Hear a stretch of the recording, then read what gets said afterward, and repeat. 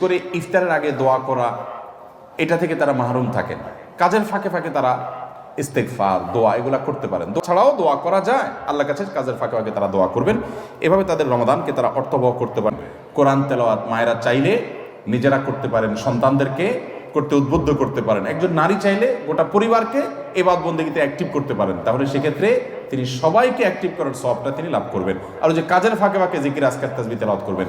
এমনকি মাসিক অবস্থায় যদি কোনো মা বোন থাকেন, ওই অবস্থায় তিনি দোয়া, জিকির, ইস্তেগফার, দুরুদ এগুলো তিনি করতে পারেন। এগুলো তিনি করবেন। ইসলামী বই পুস্তক পড়া, ইসলামী জ্ঞান অর্জন করা, এগুলো তিনি করতে পারেন।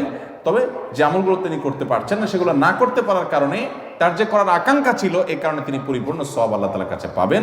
সুস্থ অবস্থায় যা করতেন, হাদিসে আসছে নবী করিম সাল্লাল্লাহু আলাইহি ওয়াসাল্লাম বলেছেন, কেউ যদি সুস্থ অবস্থায় কোনো আমল করতো, সে অসুস্থ হয়ে যাওয়ার কারণে যদি আমলটা করতে না পারে, সুস্থ অবস্থায় যেহেতু করতো, ওই হারে আল্লাহ তাআলা তাকে পেনশনের মতো করে সওয়াব দান করবেন।